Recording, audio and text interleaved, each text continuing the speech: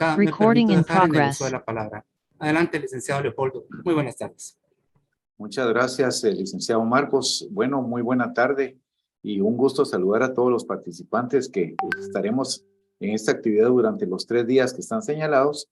Y para la actividad de la tarde de hoy del Seminario Jurisprudencia de la Corte Suprema de Justicia en materia penal, pues vamos a tener inicialmente la participación del señor magistrado vocal segundo de la Sala Segunda de la Corte de Apelaciones del Ramo Penal de casos de mayor riesgo y extinción de dominio, el doctor Santos Sagbochol Gómez. Él tiene 13 doctorados en tanto de la Universidad de San Carlos de Guatemala, de la Universidad de Salamanca, España, y también, por aparte, también tiene diversas maestrías, licenciaturas y un profesorado en enseñanza media en lengua y literatura. Por aparte, él es docente universitario tanto de las universidades Mariano Gálvez como de la Universidad de San Carlos de Guatemala, y en el tema de maestrías es docente en la Universidad Mariano Gálvez y en los doctorados tanto por la Universidad de San Carlos de Guatemala como la Universidad Panamericana. Así que sin más preámbulo voy a tener el gusto de escuchar la disertación y a todos los participantes una cordial bienvenida. Y doctor Santos Sagbochol tiene la palabra, por favor. Bien, muchas gracias. Lic Liu,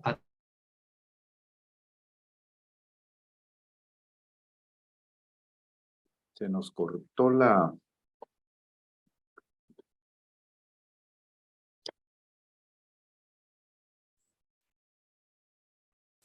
Recording Marcos, stopped. tenemos ahí a... Sí, al doctor Santos. el magistrado Santos tuvo un problema con su conexión. Entonces vamos a establecer comunicación con él en este momento para poder continuar con esta actividad académica. Yo aprovecho este momento para solicitarle a todas y todos quienes nos están acompañando en esta sesión Zoom, si usted no ha identificado su dispositivo con nombres y apellidos, por favor hágalo. Por favor hágalo. Aquí estamos ya nuevamente con el señor magistrado, a quien le damos nuevamente la cordial bienvenida. Él se está conectando ya en este momento para continuar con la actividad académica. Magistrado Santos, adelante. Le escuchamos. Recording in progress.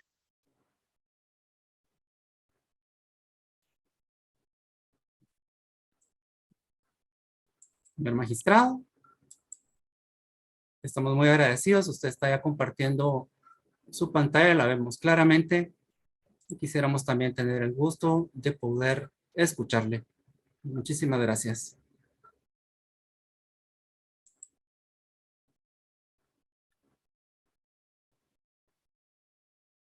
Magistrado, ¿puede por favor activar su micrófono?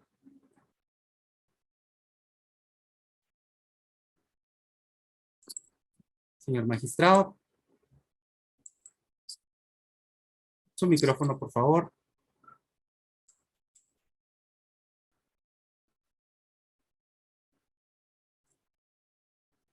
Le estoy enviando un mensaje en este momento para que usted pueda activar su micrófono, señor magistrado. Recording stopped.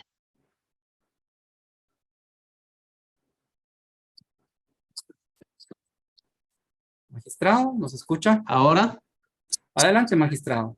Qué gusto muchas gracias. Nuevamente. Les Adelante. decía que agradezco mucho por la invitación. Muchas gracias por la Recording in Escuela de Estudios progress. Judiciales. Muchas gracias por ustedes, el interés que tienen por este tema tan apasionante, tan intenso y tan de moda. Y digo de moda porque está vinculado con la concepción que tengamos del derecho, pero sobre todo, cómo el derecho en la actualidad va dando respuesta o nosotros, los operadores jurídicos, cómo hacemos que el derecho nos pueda dar respuesta a los distintos problemas sociales que se generan en, valga la redundancia, en la sociedad. Así es que para empezar, vamos a compartir con ustedes, yo personalmente compartiré 2 temas. La guía jurisprudencial sobre conceptos acusatorios y por aparte las características jurisprudenciales.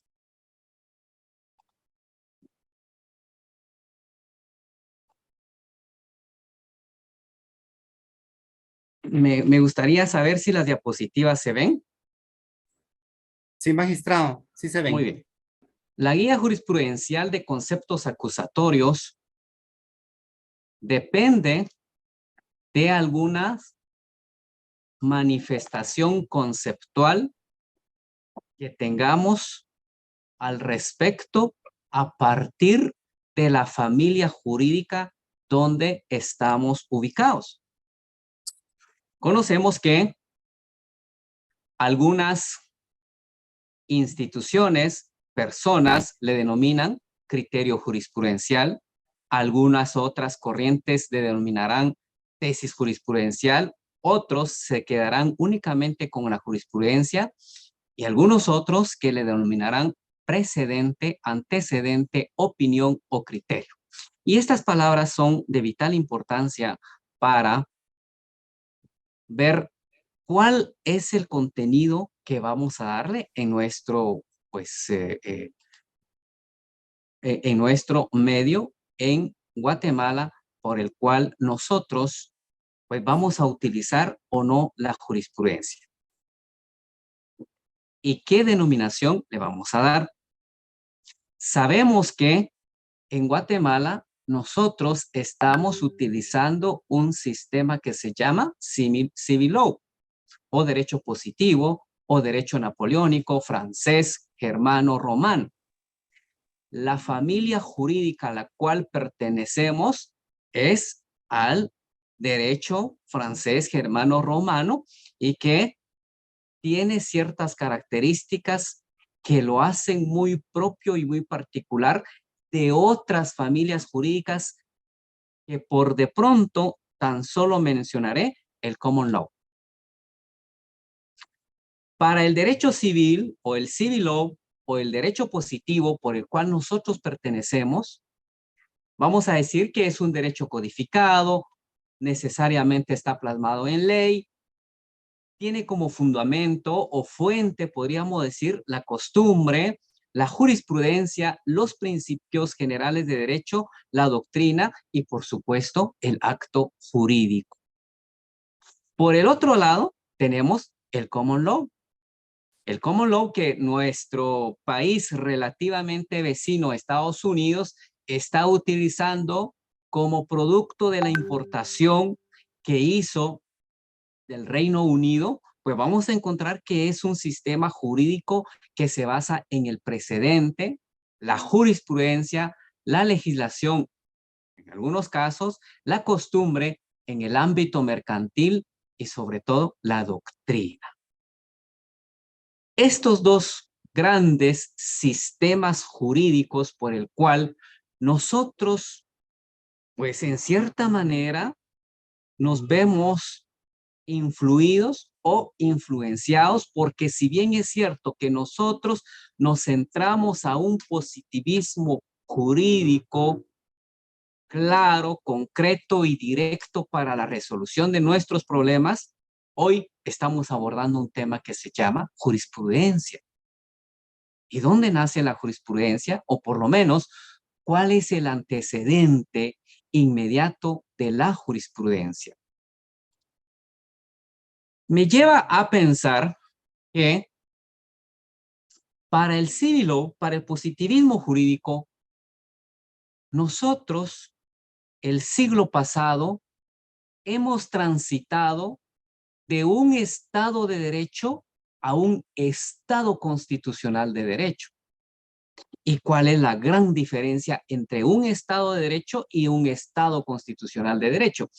En ese tránsito al Estado constitucional del derecho, pues nos vemos en cierta manera, pues controlado el bloque de a través del bloque de constitucionalidad desde todos los ámbitos.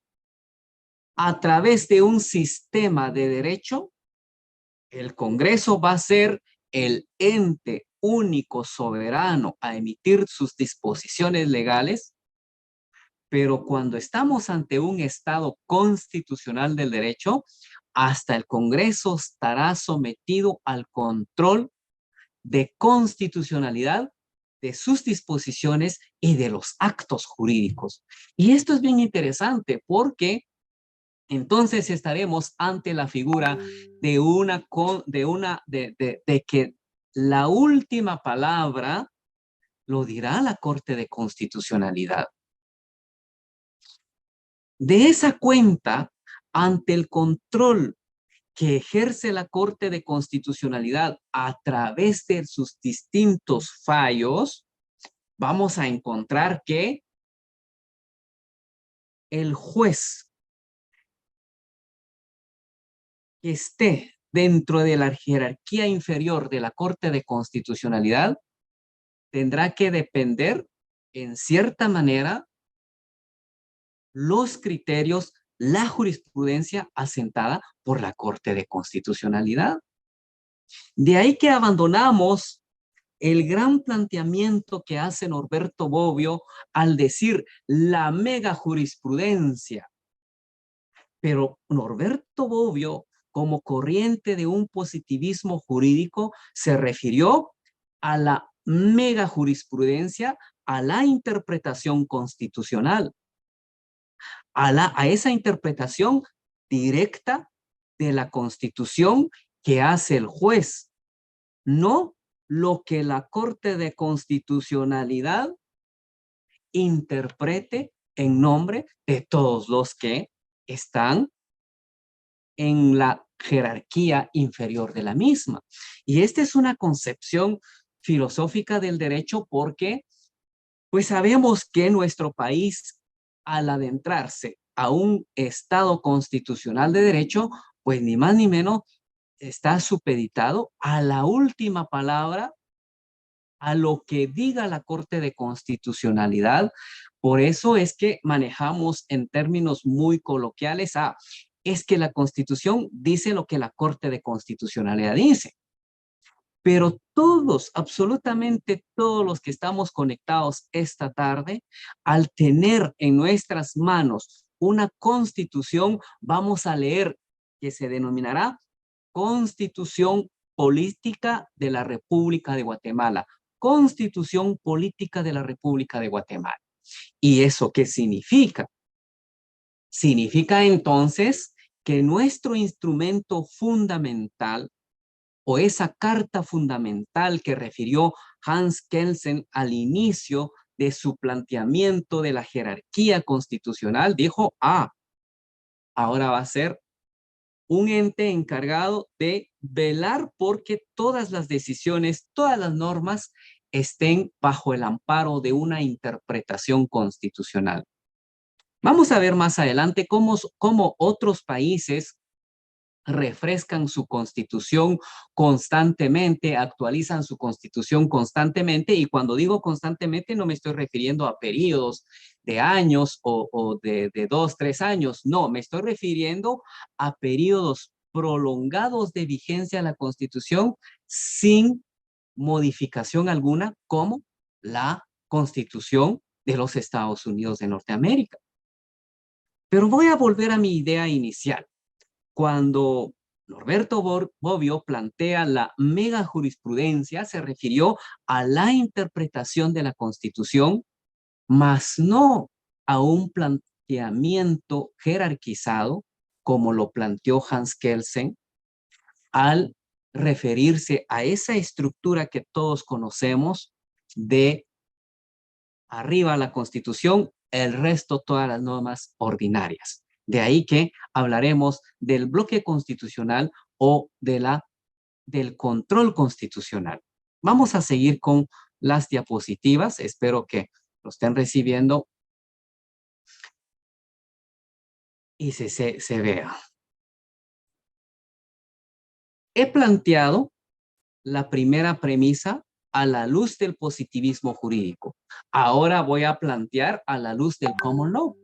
¿Y por qué es importante esta distinción de dos grandes familias jurídicas? ¿Y por qué estoy como zigzagueando en el sentido de ver todas estas dos grandes familias jurídicas? Veamos un dato importante.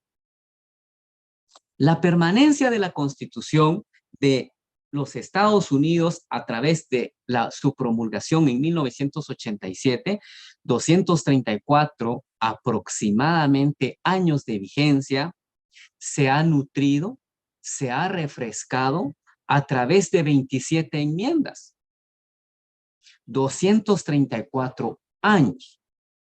Nuestra Constitución, ¿cuántos años tiene? Es decir, hay una diferencia abismal en cuanto a la Constitución de los Estados Unidos y la Constitución nuestra. Traigo a colación esta Constitución porque hay un caso muy famoso y que esto les queda de tarea para que ustedes puedan hacer una investigación, el caso Marbury versus Madison. En esta sentencia de la Corte de los Estados Unidos establece un punto importante que llamamos el control de constitucionalidad. Hoy, en la doctrina moderna del derecho constitucional, abordaremos el tema del control de convencionalidad, pero por de pronto estamos hablando del control de constitucionalidad a partir de un análisis más casero, más local, en cuanto a que este seminario se refiere al análisis de las distintas decisiones de Cámara Penal y de Corte de Constitucionalidad en materia penal.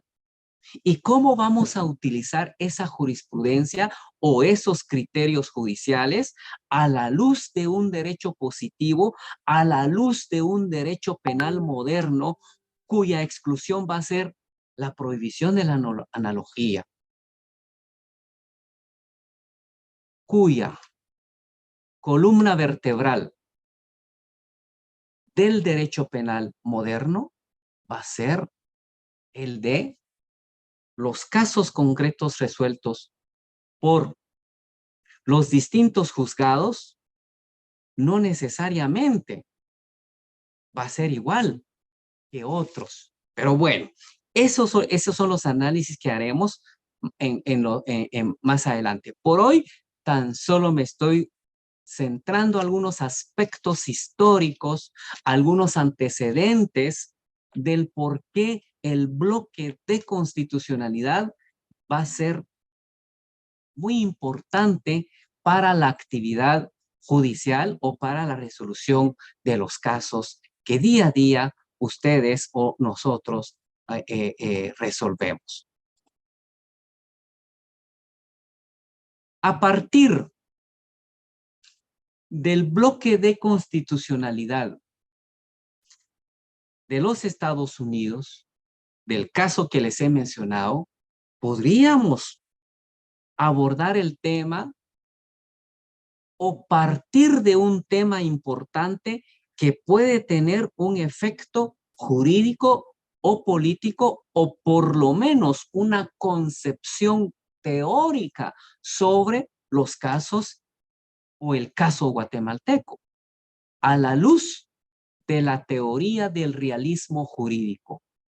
Podríamos hacernos una pregunta, aquella pregunta clásica que a veces hacemos en la universidad, y ¿el juez hace derecho? ¿El juez genera derecho? ¿O las decisiones judiciales va a generar derecho o no?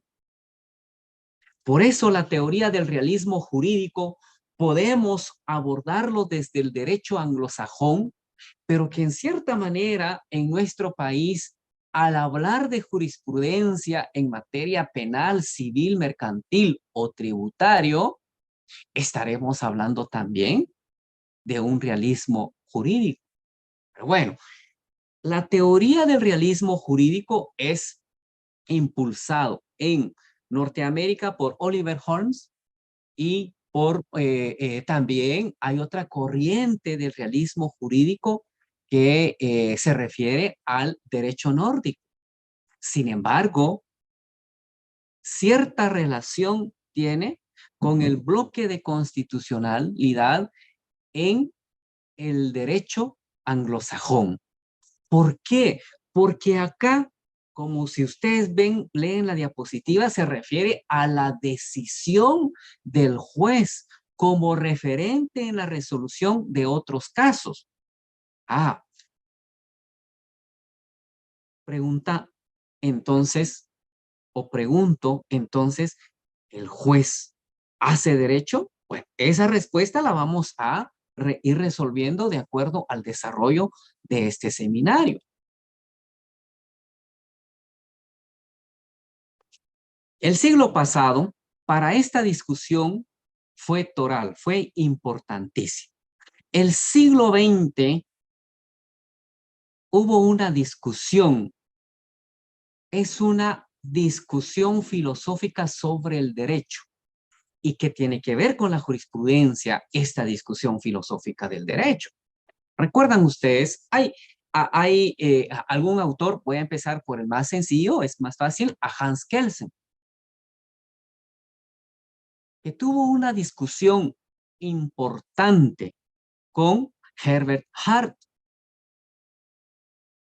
Estos dos autores quizás sean los más importantes del siglo XX. Y digo quizás que sean los más importantes porque al poner en revisión, al revisar el positivismo jurídico, al pasarle revisión al positivismo jurídico, y eso nos lleva a hacer una revisión al civil law, al positivismo jurídico también, que manejamos en nuestro país. Porque precisamente el derecho como fin último va a ser la resolución de conflictos sociales. Nosotros hemos repetido constantemente y decimos, es que el derecho es dinámico, es cambiante. Una y otra vez yo les repito a mis estudiantes y les digo, jóvenes, el derecho es cambiante, es activo. Pero en realidad es activo porque el Congreso emite muchas leyes, es activo porque existen muchos reglamentos, muchos decretos. No, el derecho es activo porque constantemente hay decisiones judiciales que sirven e interpretan y que hacen doctrina y que hacen aporte significativo para la resolución de conflictos. Hoy, en todos los juzgados de nuestro organismo judicial, se están resolviendo casos. Ahí, en esos despachos, se está dinamizando el derecho. Y en ese dinamismo que tiene el derecho, nos induce a pensar la estructura jurídica de nuestro sistema, en qué situación se encuentra. No vamos a decir de que el derecho es dinámico porque el Congreso emite muchas leyes en un mes, en 2 meses. No. Vamos a decir de que el derecho es dinámico porque día a día los que son letrados están analizando casos, están generando opinión, están generando doctrina, están discutiendo, están analizando los casos concretos por el cual está dedicado el derecho. De esa cuenta, Hart y Kelsen, los más importantes filósofos del siglo XX, llevaron a discusión, llevaron a revisión al positivismo jurídico y dijeron, el positivismo jurídico es un conjunto de normas carente de valores, carente de principios, o es todo lo contrario. Si el ordenamiento jurídico positivo se sustenta en principios o se sustenta en valores. Y esa discusión es una discusión filosófica. ¿Por qué razón? Porque si vamos a una corriente eminentemente kelseniano o hartiano, nos vamos a quedar con que el sistema jurídico va a ser un inventario, un cúmulo de normas en el que nosotros vamos a interpretar mecánicamente. Pero Dworkin es uno de los filósofos también que por vez primera introduce otra idea del derecho y dice, no, es que el derecho es un sistema cerrado y completo. ¿Qué significa eso? Que el derecho es cerrado y completo y está capacitado para resolver absolutamente todos los casos y todos los problemas. Sin embargo, Hart dijo, no, es que el derecho es un lenguaje que debe interpretarse. Al plantear Hart que el derecho es un lenguaje que debe interpretarse, entonces vamos a estar ante la idea de que el juez interpreta constantemente los casos sometidos a su consideración. Constantemente está conociendo los casos, está resolviendo casos y está interpretando los casos. De ahí la importancia de una interpretación, de ahí la importancia del establecimiento de criterios jurisprudenciales o la jurisprudencia o como sucedió en el common law, un precedente judicial. Pero esto es importante. La discusión que hacen estos tres filósofos es apasionante. A mí me parece que es una discusión profunda, porque cuando uno lee los primeros escritos de Kelsen, Kelsen plantea de que la norma es una norma cerrada, casi con la idea de Dworkin. Dworkin dice, no, es que el sistema jurídico debe ser cerrado y que resuelve absolutamente todo, sin dejar vacíos, sin dejar situaciones ambiguas, sin dejar situaciones abiertas, sujeto a una interpretación. Pero cuando ya a final de la vida de Hans Kelsen, da un giro total a su planteamiento, da un giro total a su posición originaria y dice, no, es cierto, Hans Kelsen también acepta la idea de que existen principios jurídicos, normas morales inmersos en el sistema jurídico, en la norma, en las leyes.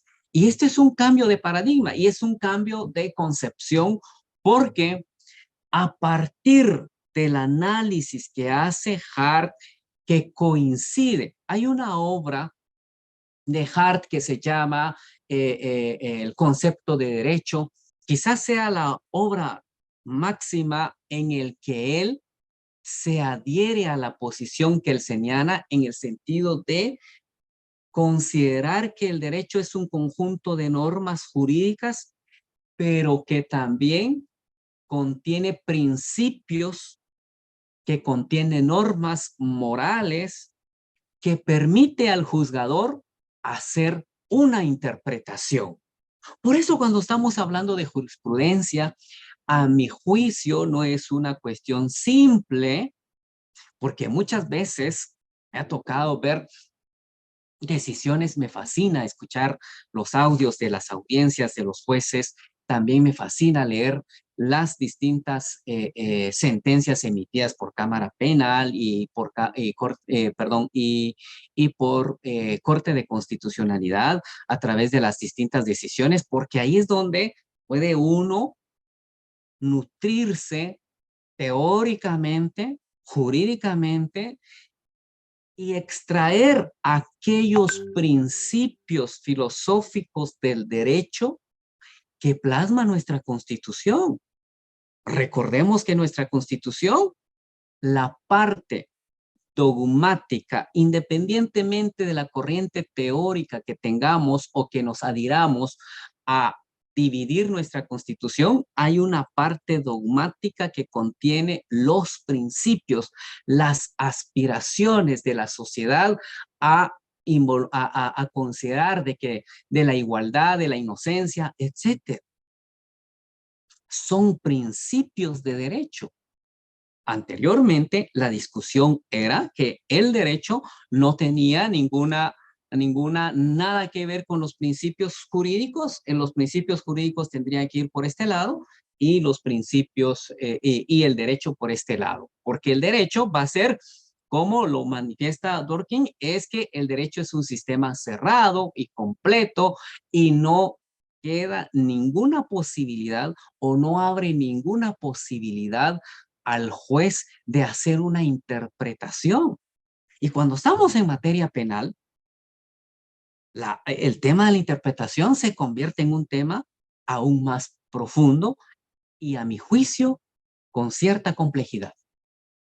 Porque, por ejemplo, cuando nosotros analizamos un recurso por falta de fundamentación, por falta de argumentación, en realidad, dándole vuelta al Código Procesal Penal, no nos dice, no nos explica, no nos da los parámetros que entender por sana crítica razonada. La Corte de Constitucionalidad dijo un momento, la sana crítica razonada debe entenderse por la psicología, la experiencia, el sentido común. Pero ¿qué sentido común estamos abordando? Lo que es sentido común para todos los que estamos acá no necesariamente sea coincidente. Pero me está pidiendo que yo le aplique la psicología, pero quizás mi psicología no esté dentro de los parámetros de lo que es aceptado por una ciencia psicológica. Es decir, entramos a niveles muy profundos que nos induce o nos invita a analizar qué vamos a entender por fundamentación. Claro está, el artículo 5 del Código Procesal Penal nos dice, miren, el fin último del proceso penal va a ser la averiguación de la verdad.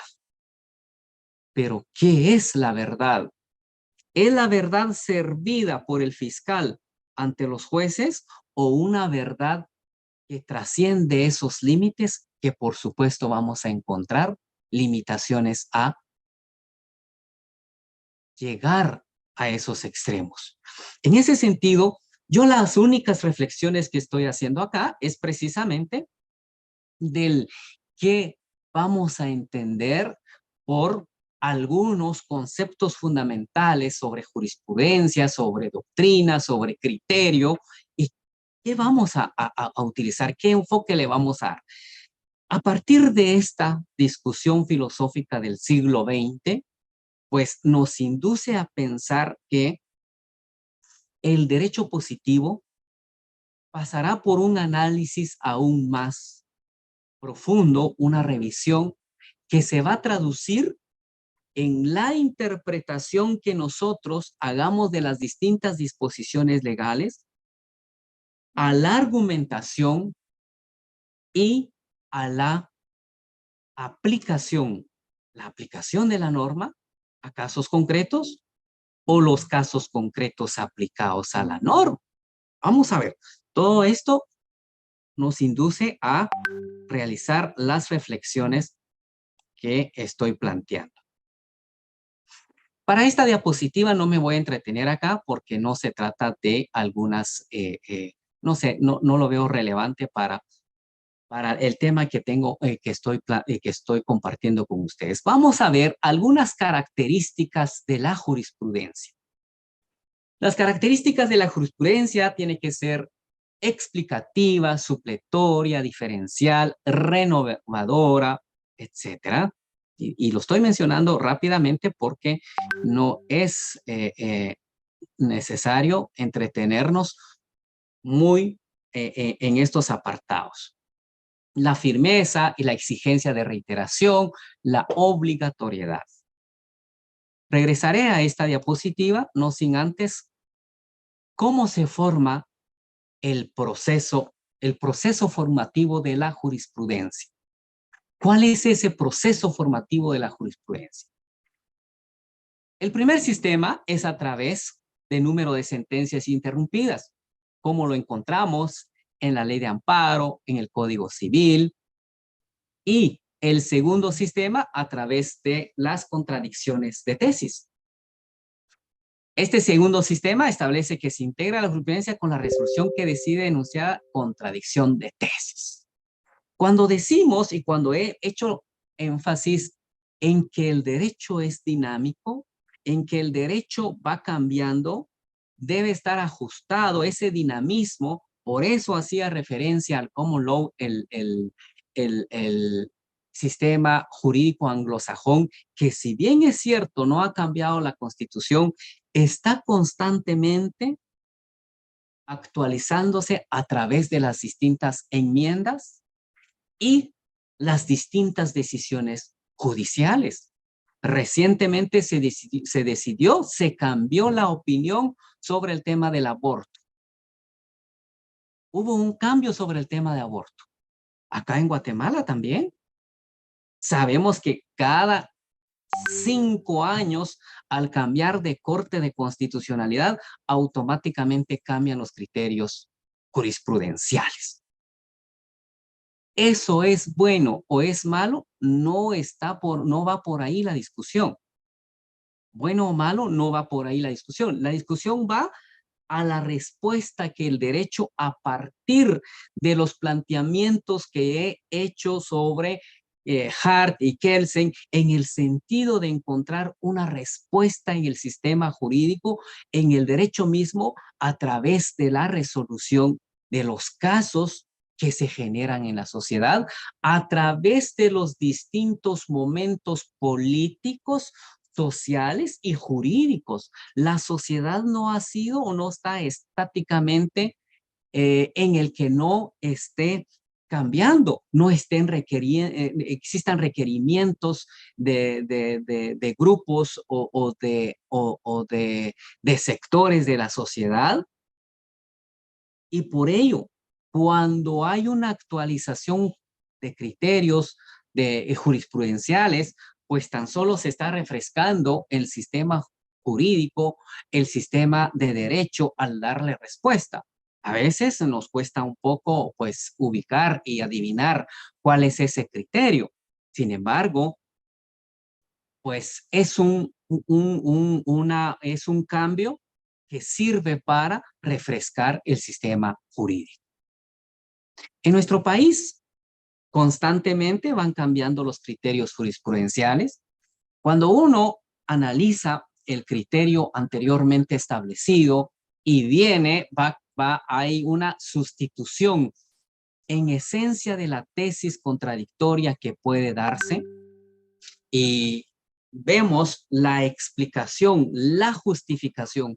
Por eso Robert Alexis, y conjuntamente con Pellerman, nos dan 2 métodos. No quiere decir que solo existan 2 métodos. Hay más métodos de interpretación legal, cuya interpretación va a ser la idea de dar toda la justificación, el razonamiento y la explicación a la luz de los distintos cambios sociales, políticos, jurídicos. No hay que perder de vista que estamos ante la figura de una constitución política de la República, y eso muchas veces nos da miedo, pero el derecho es en su esencia un instrumento político. Y si no compartimos ese punto de vista, perfecto, yo respeto todas las opiniones. Sin embargo, no hay que perder de vista que el derecho es un instrumento político. A la luz del derecho penal, pues hablaremos de un instrumento de control social. A la luz de políticas públicas, podríamos enfocar de cualquier otro punto de vista. Sin embargo, a la luz del derecho penal, pues vamos a estar también, hay que recordar que el derecho penal tiene una razón de ser, es el instrumento también que utiliza un Estado de derecho para el control social. De esa cuenta, cuando un juez constitucional o cámara penal o el que sea define el criterio define el criterio, define la jurisprudencia, y nos encontramos con un problema bien interesante desde mi punto de vista. Casi todas las sentencias de Cámara Penal como las de sentencias de Corte de Constitucionalidad, le incluyen un párrafo cajonero. Las consideraciones no implica o no quiere decir palabras más, palabras menos, que así deba de resolver. Sí, pero me está diciendo que debo de considerar eso. Entonces, hay una intromisión mental en cuanto a los juzgadores, porque le está diciendo, mire, por aquí debió de irse, pero usted se fue por acá. Ah, pero si quiere lo toma en cuenta y si no, no. Fácil. Sin embargo, hay que ver o hay que tener presente que también existen las resoluciones que puede constituir prevaricato. Lo que entonces quiere decir que hay que, pues, tomar en cuenta. Ya mi colega Hansi hará las reflexiones sobre la importancia de la jurisprudencia. Por de pronto, y por cuestiones de tiempo, me gustaría escuchar algunos comentarios. Quisiera ver si tengo, no, ya no tengo más diapositivas. Si quisiera ver si hay algún punto que no haya considerado. Yo creo que sí, he abarcado todos los puntos que quería. Voy a dejar un espacio para, en estos 5 minutos que quedan, para algunos comentarios que ustedes puedan aportar de acuerdo a esto que he dicho. Muy bien, muchísimas gracias, señor magistrado, por su excelente exposición. Tenemos el gusto, el honor de contar el día de hoy con la moderación del licenciado Leopoldo Liu González. Él es asesor jurídico de la Escuela de Estudios Judiciales, a quien de manera atenta me permito dejar en el uso de la palabra. Así es que, de manera atenta también, le invitamos a todas y todos los participantes a levantar su mano virtualmente para que les podamos dar el uso de la palabra. Tenemos ya por este momento 2 preguntas, licenciado Liu. Hay una en el chat y también hay una mano alzada para hacer uso de la palabra. Licenciado Liu, tenemos ya la primera pregunta en el chat del licenciado Carlos Arsenio Pérez. Él dice, estimado autor, a su criterio, ¿cuál es la diferencia entre el bloque de convencionalidad y bloque de constitucionalidad?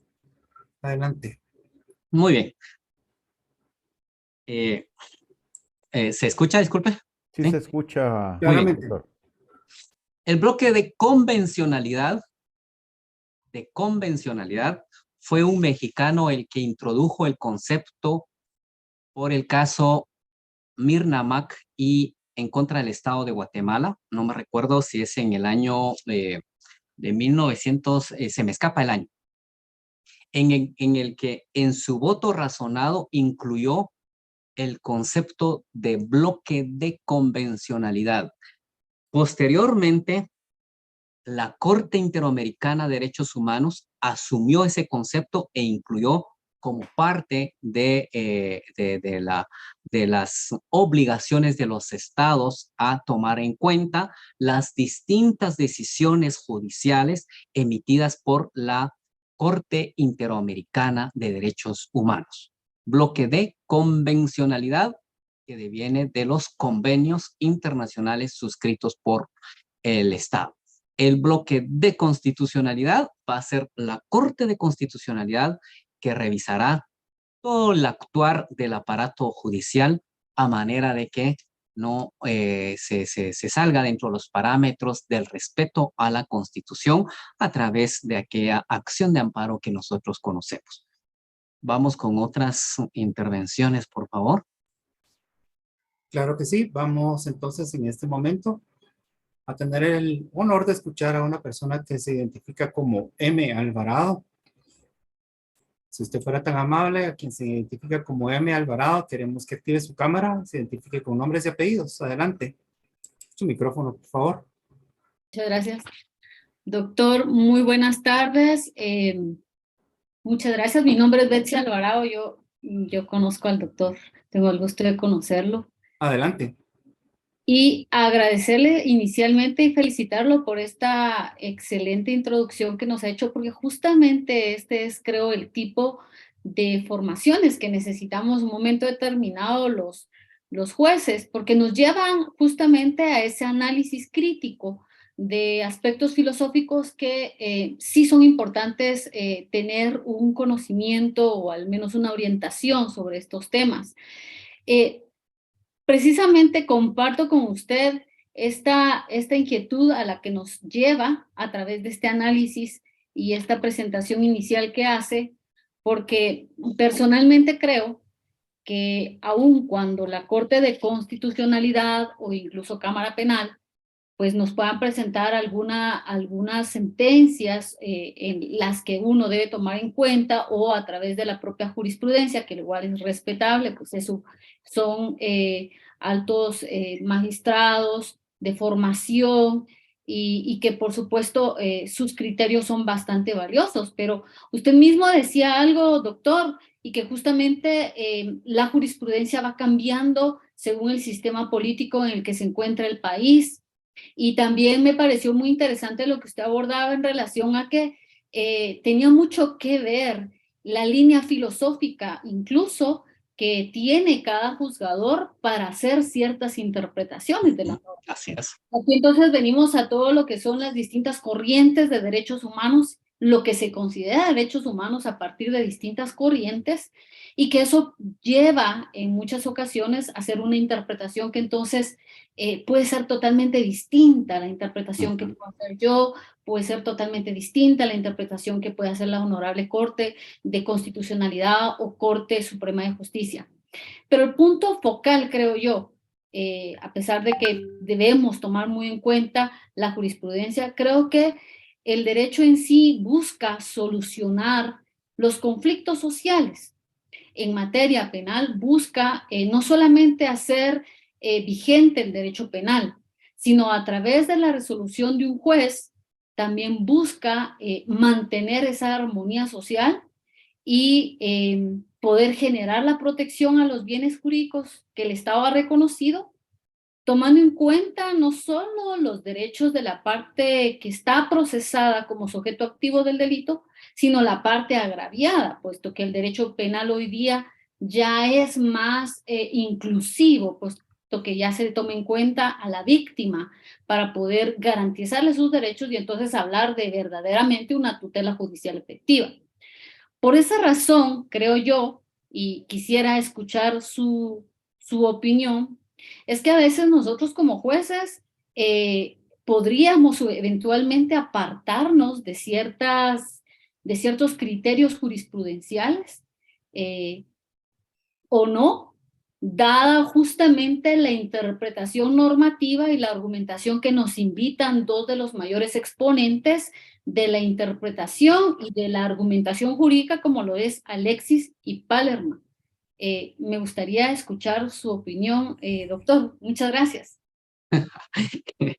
Esa pregunta está, pero como anillo al dedo. Yo le voy a dejar mi opinión. Esta es una opinión muy personal, sin embargo, creo que también la opinión de mi colega Rogelio, el magistrado Rogelio Cansi, va a ser muy valioso en este punto.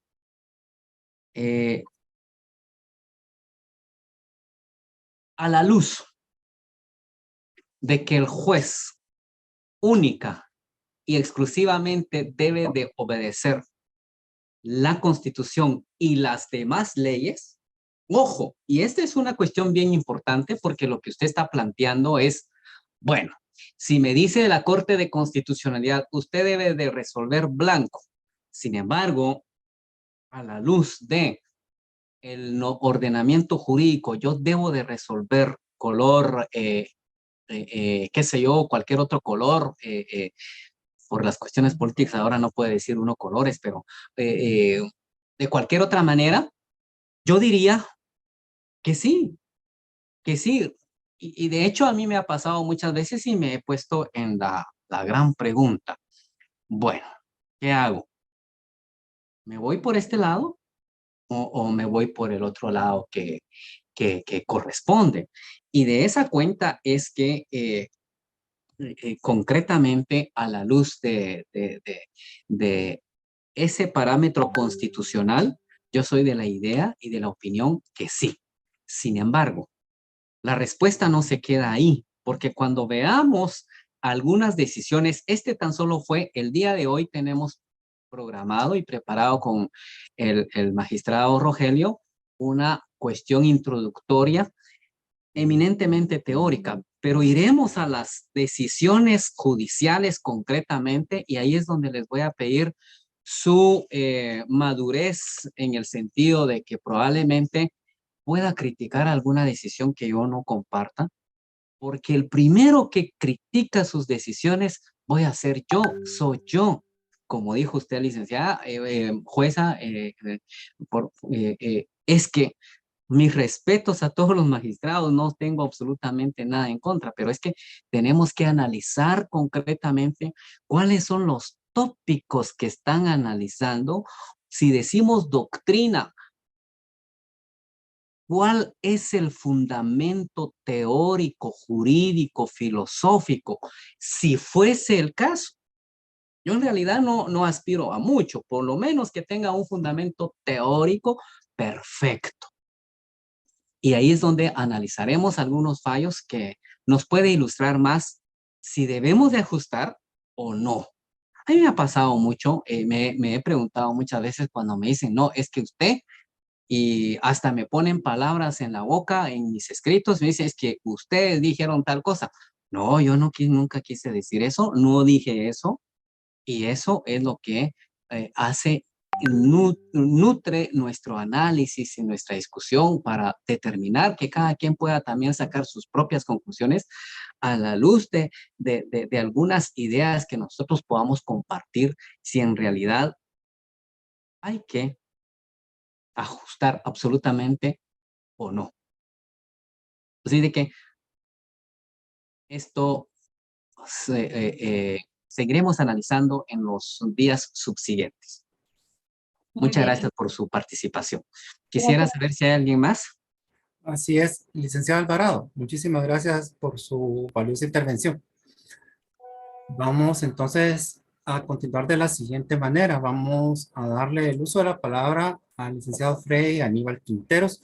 Luego vamos a hacer una fotografía oficial y continuaremos con nuestra agenda para darle el uso de la palabra al licenciado Leopoldo Liu, quien nos presentará al siguiente docente del día de hoy. Así es que en este orden de ideas, licenciado Freddy Aníbal Quinteros, muy buenas tardes. Adelante, le escuchamos. Muchas gracias, muy amable, licenciado. Buenas tardes, doctor. Pues yo tengo una pregunta, tal vez en el mismo sentido, pero, o tal vez lo van a abordar más adelante, pero me da mucha duda respecto al control de convencionalidad. Pues Ajá. me decía mi catedrático de la maestría en Derecho Constitucional que no es la mera expresión de la normativa convencional, sino que debe aplicarse una metodología más compleja y de hecho la escuela interamericana pues tiene el sistema TEMIS para poder aplicar el control de convencionalidad de conformidad con los diferentes métodos de interpretación de la normativa. Entonces yo Así es. quisiera preguntarle en primer dos cuestiones puntuales. La primera es que tanto en su experiencia los tribunales guatemaltecos aplican el control de convencionalidad de una forma formal, tal vez redundante, pero de forma formal y material, tomando en consideración que en otras latitudes se considera que es una vulneración a la soberanía del Estado. Y en segundo punto, yo quisiera también preguntarle ¿qué piensa? Bueno, yo creo que con eso es suficiente. Ya lo otro ya creo que lo contesta ahí. Entonces, básicamente eso sería la pregunta. Gracias, doctor. Muchas gracias. Voy a empezar por la primera que causa más duda sobre la soberanía del Estado. El tema de la soberanía del Estado ya es muy relativo, o por lo menos ya se ha ido superando en considerar una soberanía absoluta, así como que si fuera de hierro, porque no somos una isla, etcétera. Se rompe ese o se supera la soberanía del Estado cuando entramos en en un nivel de información de un mundo globalizado, en un mundo globalizado del derecho. El mundo globalizado no va a ser solo en tecnología, no va a ser solo en algunas cuestiones mercantiles, sino es una globalización desde el punto de vista del derecho. El bloque de constitucionalidad, ¿dónde tomé yo la idea del bloque de constitucionalidad? Del derecho sajón, del common law. Claro, estamos haciendo un análisis de distintas disciplinas jurídicas, no nos estamos refiriendo a casos concretos. No sé si voy a tratar la manera de explicarme. Decir que el common law aporta al positivismo jurídico, el bloque de constitucionalidad o el positivismo le copia al bloque de constitucionalidad. Eso es eminentemente teórico. Es eminente teórico, estamos en lo subjetivo, pero ¿cómo vamos a reaccionar cuando estamos en lo objetivo, cuando se refiere a casos concretos? Cuando se refiere a casos concretos, nos tendremos que ir a soportar toda nuestra decisión, todo nuestro soporte jurídico a la luz de los distintos convenios internacionales suscritos por el Estado de Guatemala. Los convenios internacionales suscritos por el Estado de Guatemala, pues ahí hay un compromiso de cumplir, de hacer cumplir y de participar en su cumplimiento, al igual que los tratados de libre comercio. Los tratados de libre comercio, pues vamos generalmente se refiere a aranceles, algunos datos sobre el tráfico mercantil, concretamente, que decimos tratado de libre comercio, pero en realidad estamos encamisándonos en temas puntuales. Igual pasa con la normativa internacional en materia de mujeres, en materia de niñez, en materia de tránsito internacional de migrantes, de estupefacientes, etc. Entonces, en otras palabras, estamos ante una relación de estados, una coordinación de estados, un apoyo mutuo entre estados. Por lo tanto, la soberanía acá ya no es muy tan aplicable como considerábamos anteriormente. Quizás el siglo pasado, pero ya en el siglo XXI ya eso ya no es tan así, por lo tanto no tiene ningún atropello en cuanto al sistema jurídico de nuestro país. En cuanto a la forma de si los tribunales, si los jueces adoptan las distintas, el bloque de convencionalidad, las distintas decisiones en sus fallos locales, pues lo que yo he visto es que sí hay mucha cita de fallos internacionales y que puede ilustrar en casos concretos. Yo los he palpado, los he visto y sí se aplica a través de la incorporación o de esos fallos en los tribunales locales. Así es que sí, concretamente sí he visto que sí los están adoptando, haciendo uso del bloque de convencionalidad. Espero haber respondido a estas sus dos preguntas, sus dos interrogantes, y quisiera ver si hay alguna otra participación. Gracias. Vamos a solicitarle entonces en este momento al licenciado Frida Aníbal Quintero, si él quisiera comentar, quisiera ampliar. No, está claro, doctor, le agradezco mucho. La pregunta que le quería hacer también, tal vez la voy a hacer más adelante, porque es precisamente ya la aplicación de la norma que se considera inconvencional, qué alcances tiene dentro de la esfera jurídica interna, pero eso lo preguntaré eventualmente, pero le agradezco mucho la respuesta. Perfecto, nítido. Muchísimas gracias, licenciado Quinteros, también a usted, señor magistrado, por haber atendido la consulta de esta persona que está participando el día de hoy en la actividad académica. Tal como les había indicado previamente, vamos entonces en este momento, por favor, a activar nuestras cámaras. Señor magistrado, perdone, no se me permite que yo interrumpa la pantalla que usted está compartiendo para que podamos... Sí, por favor, por favor. Se lo agradezco mucho.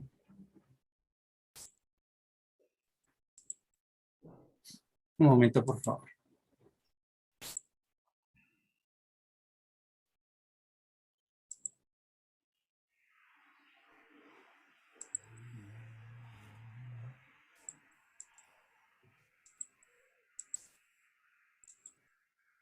Perdón, magistrado, ¿puede detenerlo usted? Me parece que le quedó a usted el permiso.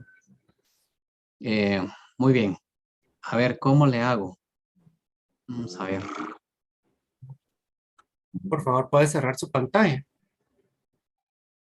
Muy bien.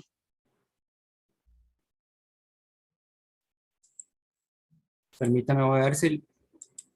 Ahí estamos. Ahí está. Ahí está. Muchísimas gracias. Entonces, previo a continuar con la agenda del día de hoy, tal como les he indicado, yo voy a estar muy agradecido con todas y todos ustedes si pueden activar por favor su cámara para que hagamos la fotografía oficial. Así es que vamos a la cuenta de 1, 2 y 3 con la primera imagen. Muchísimas gracias. Un momento, por favor. Gracias. Vamos a continuar entonces en este momento con la segunda. Estamos muy agradecidos. Tenemos a 387 personas conectadas el día de hoy, lo cual nos causa mucho agrado a la Escuela de Estudios Judiciales por el interés que ustedes manifiestan en las actividades que nosotros llevamos a cabo. Así, estamos haciendo en este momento entonces la segunda fotografía. Vamos a hacer todo lo posible por una tercera fotografía, espero que sea posible. Así es, muchísimas gracias. Qué gusto poder saludarles. Vamos a continuar entonces con nuestra actividad académica. Yo me permito dejar en el uso de la palabra al licenciado Leopoldo Liu González, quien nos presentará al siguiente expositor del día de hoy. Adelante, licenciado Leopoldo, le escucho. Muchas gracias, licenciado Marcos. Bueno, en primer lugar, agradecerle al magistrado Santos Abochol la disertación de la tarde de hoy. Ha sido un gusto escucharla y el interés que han manifestado también todos los participantes en esta disertación. Pues a continuación tenemos la participación del magistrado Rogelio Cansi, quien también colabora con la Escuela de Estudios Judiciales. El magistrado actualmente pues es magistrado titular de la Sala Sexta de la Corte de Apelaciones del Ramo Penal, Narcoactividad y Delitos contra el Ambiente en Cobán, Alta Verapaz, y anteriormente pues también fue magistrado presidente titular de la Sala Regional Mixta de la Corte de Apelaciones. El magistrado pues tiene 3 maestrías, tanto en la Universidad Mariano Gálvez como en la Universidad San Pablo de Guatemala y en la Universidad de San Carlos de Guatemala. Tiene una licenciatura por la Universidad de San Carlos de Guatemala y es docente universitario e institucional tanto de la Universidad Mariano Gálvez, como lo manifesté, y de la Escuela de Estudios Judiciales. Así que sin mayor preámbulo, pues a continuación le cedo la palabra magistrado Rogelio Can. Por favor, si abre su micrófono. Muchísimas gracias, licenciado Leopoldo. Es un gusto saludar a todas y todos los jueces, magistrados y personal auxiliar que también está en esta actividad tan importantísima que ha proyectado la Escuela de Estudios Judiciales. De hecho, pues creo que esta actividad es de la casa y obviamente pues nos debemos sentir en confianza porque es la discusión de las decisiones judiciales que en casa tomamos, las que van a ser objeto de análisis posteriormente a través de la revisión en el recurso de casación que realiza las cámaras diferentes. Concretamente, cuando nos situamos también en la materia penal, obviamente la Cámara Penal, que es la que examina las resoluciones emitidas por las salas de apelaciones, ya sea de fondo o de forma.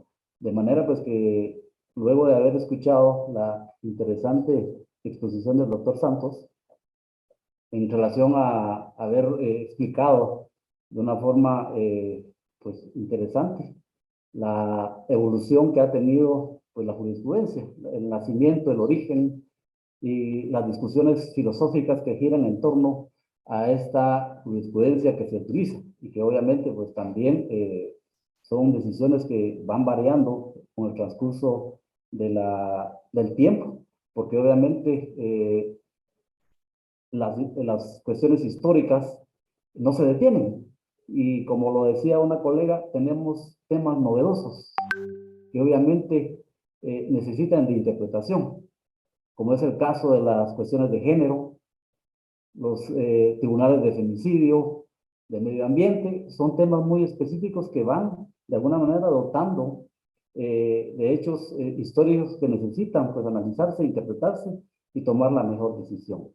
Sobre este punto pues quisiera proyectar 2 aspectos importantes, pero antes de ello sabemos que como jueces, que como magistrados, pues a la hora de analizar un caso concreto, nos vemos en varias alternativas, en varias disyuntivas de tomar la mejor decisión.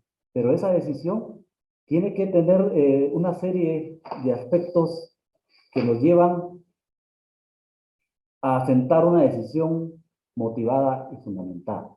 De esa cuenta, el juez, cuando está analizando y va a tomar una decisión, pues interpreta los hechos, verifica qué método de interpretación va a aplicar, interpreta la norma. También, en determinado momento, va a utilizar cuestiones doctrinarias para poder enriquecer ese fallo. Es decir, porque la norma por sí sola no tiene ese alcance. Hay algunas lagunas que necesariamente debemos pues esclarecer para que el sentido de nuestra decisión judicial se comprenda. En este caso, pues particularmente cuando hablamos de la jurisprudencia, pues obviamente nos ubicamos en una serie de aspectos que nos van a permitir comprender de mejor manera la decisión que se asuma.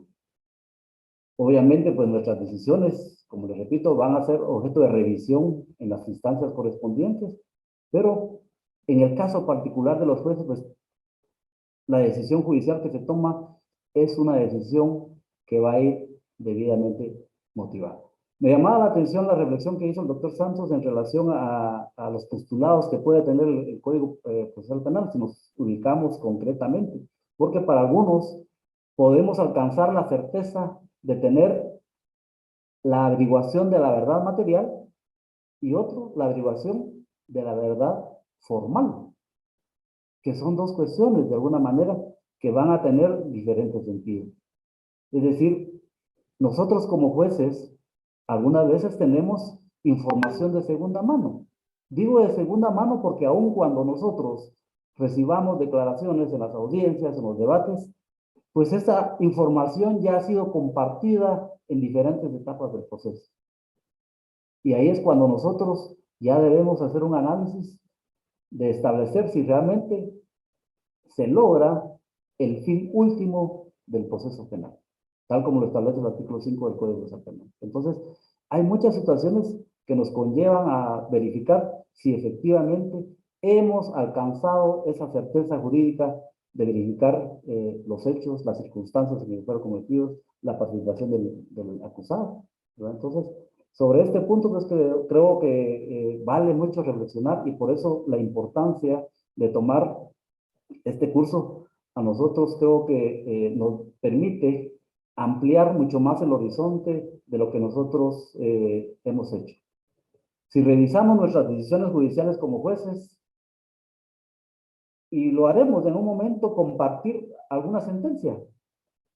Una sentencia diríamos de manera empírica y posteriormente la fuimos mejorando, introduciendo aspectos doctrinarios, introduciendo aspectos jurisprudenciales, tomando algunas ideas de algunos autores extranjeros, autores nacionales, pero vamos nutriendo esa sentencia. Es decir, aun cuando tengamos nosotros una herramienta, que es la ley, porque en Guatemala, de acuerdo a la ley de orden judicial, pues la jurisprudencia toma un papel suplementario, un papel complementario. Entonces, tradicionalmente, aquella expresión donde dice que el juez es la boca de la ley, pues paulatinamente se va diluyendo, aunque tenemos como base fundamental la aplicación de la norma jurídica. Pero en ese sentido nosotros tenemos que buscar la mejor interpretación. Digo esto porque en muchos de los casos vemos dos cuestiones fundamentales. La primera es en relación a mantener un criterio uniforme. Y la segunda, pues a mantener, diríamos, de acuerdo al caso concreto, si esa misma situación va a ser aplicable. Pues aquí hay también operadores de primera instancia, jueces de paz, también hay magistrados y también entiendo que hay letrados de cámara. Sin embargo, muchas veces Cuando tomamos una decisión y aplicamos la norma al caso concreto, pues obviamente nuestra interpretación es una interpretación, diríamos, natural. Puede ser objeto de revisión y puede ser también llevada a una discusión mucho más amplia. Pero parto de esto porque precisamente en materia penal sabemos que no existe una doctrina legal obligatoria, como está en sede constitucional. De acuerdo al artículo 43 de la Ley de Amparo, Exhibición Personal y de Constitucionalidad, pues indica que tiene fuerza vinculante y obligatoria 3 fallos sucesivos indicados por la Corte de Constitucionalidad, pero que también se puede apartar de ese criterio innovador. Entonces, lo vemos recientemente. ¿Se recuerdan ustedes en el artículo 404 del numeral 10? Que era una norma de caso de procedencia donde efectivamente la revisión de una medida de coerción, si era denegada, no era objeto de apelación.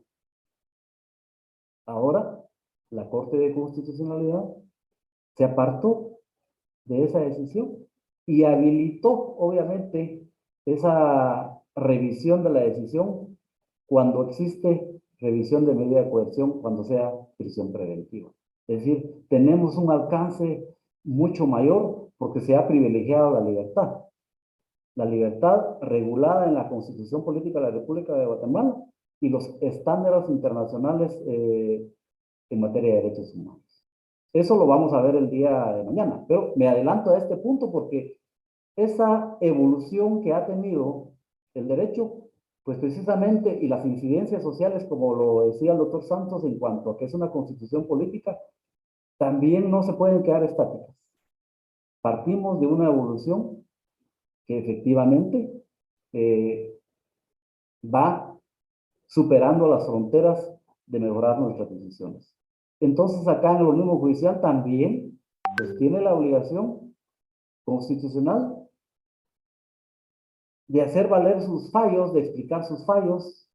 Senador es uno de los mecanismos que tenemos para poder comprender el alcance de los fallos.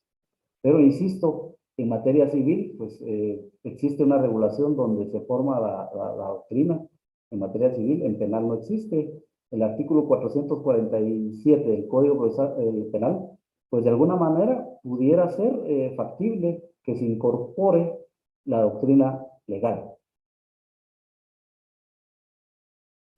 Anteriormente en el Código Procesal Penal, pues obviamente había una norma que permitía crear la doctrina a través también de 5 fallos sucesivos. Sin embargo, tuvimos un retroceso en materia procesal penal porque ya no se contempló. Entonces, vía 447, pues pudiera ser de alguna manera, pues que a través de una reforma legal, implementarse esa doctrina legal. Sin embargo, esto no ha sucedido así. Quisiera compartir algunas ideas generales, por favor, el licenciado Marcos, respecto de la... Adelante, magistrado, ¿en qué puedo servirle? Para ¿Quiere poder proyectar algunas ideas generales del punto que nos interesa el día de hoy. Perdón. compartir su pantalla? Adelante, por favor, el permiso está habilitado. ¿Correcto? Gracias, magistrado.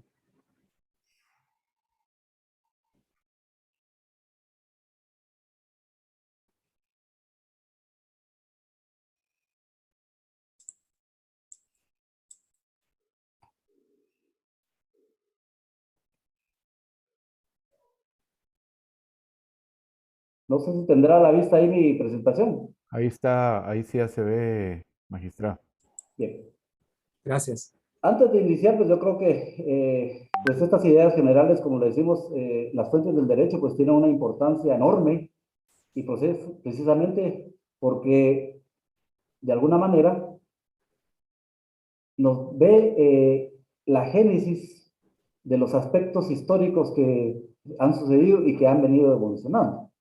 Y en este caso, pues, nos permitiría, pues, de alguna manera, como sociedad, crear nuestro propio derecho. En el caso guatemalteco, pues, como lo he indicado, el artículo 2 de la ley no judicial, pues, nos establece con claridad que la fuente del ordenamiento jurídico es la ley. Si seguimos un sistema positivo codificado de acuerdo al origen de la familia que hemos adoptado. Entonces, la jurisprudencia pues ha tomado un carácter complementario, suplementario. Sin embargo, la jurisprudencia pues tiene una enorme importancia. Entonces, cuando vemos eso de jurisprudencia, pues que como conjunto de sentencias de los tribunales y doctrina que contienen, pues complementa la ley. Como les repito, porque existen cuestiones que no están reguladas precisamente en la ley. Entonces, cuando nosotros decidimos dictar una decisión judicial, pues obviamente tenemos que acudir a la doctrina y a la jurisprudencia. Entonces, verificamos que la jurisprudencia se vuelve de doctrina legal y de observancia obligatoria, en este caso particular, cuando vemos los 3 fallos contestes de la Corte de Constitucionalidad. Aquí surge la discusión si efectivamente se van a dar por la vía de la jurisdicción ordinaria también aplicable o únicamente en materia de las acciones constitucionales.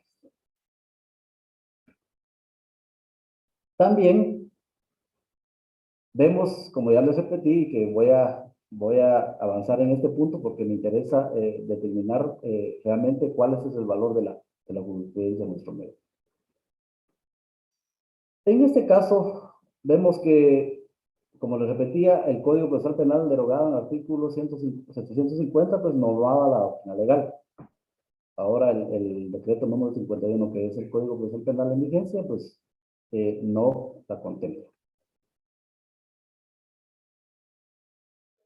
Aquí es donde nosotros tenemos que tomar una reflexión en cuanto a que efectivamente, cuando se forman los 3 fallos contestes de una misma naturaleza, pues toma el carácter de ley obligatoria. Entonces, acá pasa por un proceso jurisprudencial, porque obviamente el Tribunal Constitucional pues tiene que emitir 3 fallos en el mismo sentido. Incluso pues es válido también la innovación, pues la cual no es obligatoria para los otros tribunales, salvo que lleguen a emitirse 3 fallos sucesivos. Y en ese sentido, pues yo creo que acá tenemos mucha claridad. Puse como ejemplo, por ejemplo, en este caso, que la resolución que desestima una querella por delitos de acción privada es impugnable mediante recurso de apelación especial. Pues independientemente de las razones que tomó el juez, ya sea de forma o de fondo, pero lo que se resolvió fue impedir el ejercicio de dicha acción. Y acá vemos que efectivamente está el expediente en donde se dictó la resolución correspondiente y se citan también los fallos en donde se mantuvo ese criterio jurisprudencial. Es decir, tenemos que tener con claridad que en esos delitos de acción privada, pues ya sabemos que obviamente la única manera de instar la vía recursiva va a ser a través del recurso de apelación. Es decir, no podemos instar de alguna manera los litigantes un recurso de apelación, porque eso desnaturalizaría y de todas maneras constituiría un recurso inidóneo para atacar una resolución de esa naturaleza. Bien, el valor de la jurisprudencia, de acuerdo a lo que se me ha pedido exponer, pues básicamente se da como la interpretación del sistema jurídico y propiamente de las leyes y demás disposiciones expedidas. En este caso nos detenemos porque efectivamente, ¿qué es lo que buscamos con la jurisprudencia? El perfeccionamiento de nuestro sistema, su actualización y obviamente su evolución. Cuando nosotros nos detenemos en esta situación, vemos que se le ha dado auge a los derechos del niño, se le ha dado auge a los derechos de la mujer, pero obviamente si nosotros revisamos la historia, pues escasamente hace 15 años, No teníamos una ley de femicidio. Tenemos ahora una obligación de actualizar esa jurisprudencia y tener una mejor interpretación.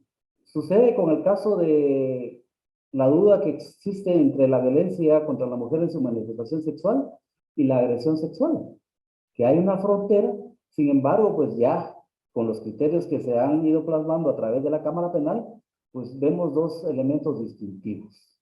Es decir, la relación de poder que caracteriza la violencia contra la mujer. Entonces, cuando emitimos un fallo de esa naturaleza, pues tenemos que ver, digamos, si en esos hechos acreditados, pues existe esa circunstancia para poder hacer un juicio jurídico de mejor manera. Entonces, vemos cómo la jurisprudencia va teniendo un valor fundamental porque va perfeccionando nuestro sistema. Y muchas veces las leyes no tienen o no desarrollan algunos conceptos que obligadamente tenemos que interpretar a través de la doctrina. Pues incluso la ley orgánica judicial pues señala que el diccionario de la Real Academia Española pues es la que podemos utilizar para poder nosotros ver el sentido literal. Entonces, acá hay una cita interesante. Y me detengo porque si hacemos una revisión histórica de nuestros fallos, vemos que generalmente nos dedicamos a aplicar la ley en una forma fija. Los avances del control de constitucionalidad, los avances del control de convencionalidad, nos han permitido ya hacer un mejor ejercicio. Y en este apartado me detengo porque precisamente esta noción nos enriquece. Porque a través de la jurisprudencia, pues, se va perfilando el derecho, su contenido, precisando el alcance de las normas y complementándolas. Entonces, y al final, mejoramos el derecho vigente a través de una labor de constante afinamiento. Si revisamos las decisiones que adopta Cámara Penal en las diferentes modalidades de los tipos penales, pues también nos va permitiendo, pues, alcances y nos va permitiendo entender de alguna manera cómo debemos nosotros entender el alcance de la norma. Pongo un ejemplo. En materia del Código Procesal Penal, cuando analizamos una apelación especial por motivo de forma y donde están invocando precisamente la injusticia notoria como un vicio absoluto de anulación formal, el Código Procesal Penal no define qué es injusticia notoria. Sin embargo, Cámara Penal pues ha ido de alguna manera explicando a través de sus fallos qué es lo que comprende o cómo debiera de entenderse. Y ahí señala algunos presupuestos para poder verificar que efectivamente la injusticia notoria se da en relación a la valoración de la prueba, pues que ha sido arbitraria, que no se valoró, pero ya tenemos algunas circunstancias que nos permiten atender la revisión que nosotros tenemos que hacer en una apelación especial sobre esa institución procesal.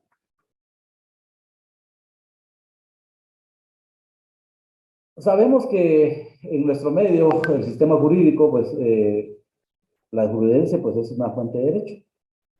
Sabemos que también la Constitución no dispone nada sobre ese tema. Sin embargo, pues como lo he insistido, es únicamente la ley de amparo la que hace referencia a la interpretación de la norma de la Constitución y de otras leyes contenidas. Entonces, ahí sí sienta doctrina legal. Me llamó la atención lo que plasmó Senador como a la institución que se encarga de sistematizar la jurisprudencia. Y me enfoco en esto porque el valor de la jurisprudencia dice que es una realidad concreta.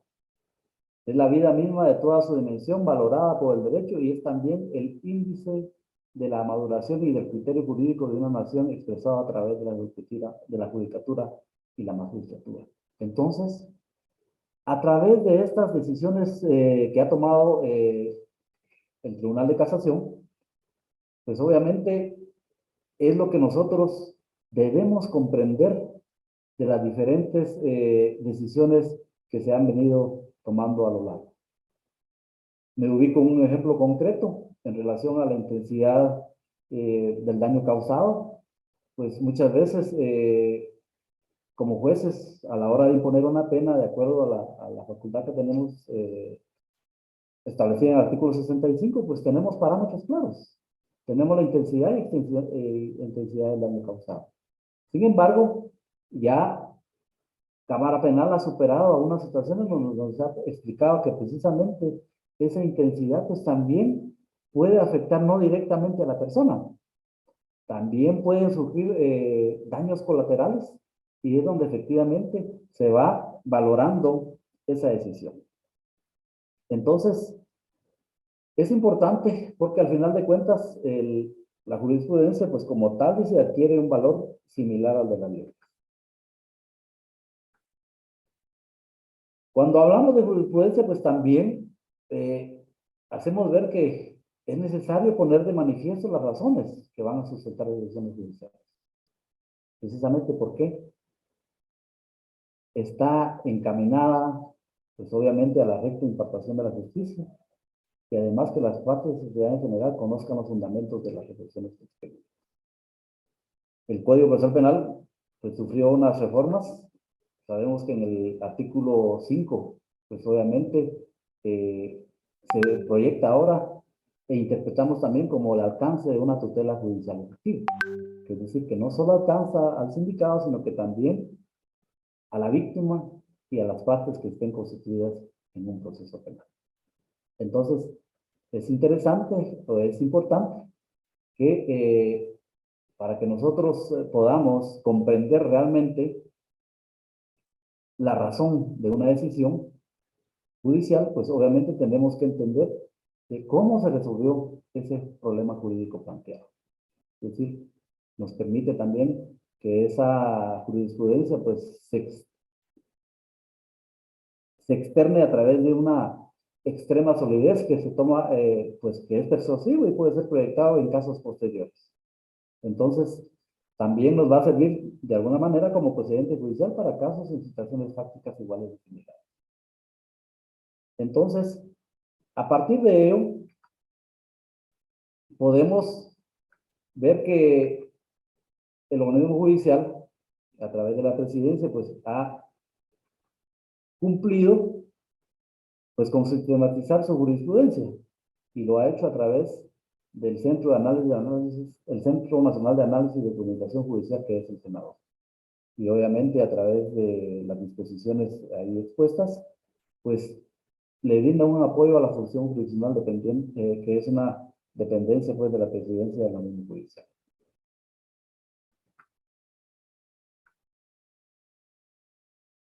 De alguna manera, quisiéramos delimitar este punto porque cuando nos encaminamos a revisar los criterios jurisprudenciales emitidos por la Corte Suprema de Justicia en materia penal, pues como no tienen el carácter de doctrina legal, pues no tienen fuerza vinculatoria, pues obviamente las vamos a entender en el sentido de que se convierten en un criterio orientador para el resto de los órganos jurisdiccionales al momento de conocer casos similares. Pero la característica es que no son de obligatoria observancia.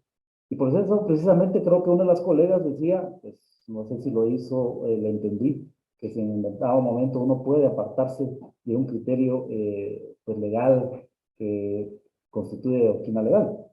En este caso, en lo particular de los criterios jurisprudenciales emitidos por la Corte Suprema de Justicia, pues nosotros, a través de una debida fundamentación y motivación, podemos de alguna manera discernir y apartarnos de lo que la misma Corte Suprema de Justicia pudo indicar sobre un determinado delito. Porque precisamente nosotros tenemos, en el caso de los motivos de fondo, pues que el mismo extremo que limita la decisión de hacer un juicio de valor jurídico es obviamente los hechos acreditados. Sin embargo, pues también sabemos que pues, Cámara Penal, pues siguiendo las orientaciones que ha tenido, pues mantiene algunas decisiones donde, de acuerdo a la interpretación de los hechos acreditados, pues nos puede llevar a aplicar una norma y no la que nosotros hemos considerado.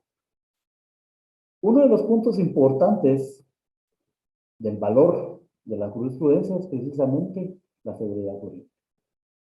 Y acá, la Constitución Política de la República de Guatemala, pues nos lleva a establecer en el artículo 2 esa seguridad.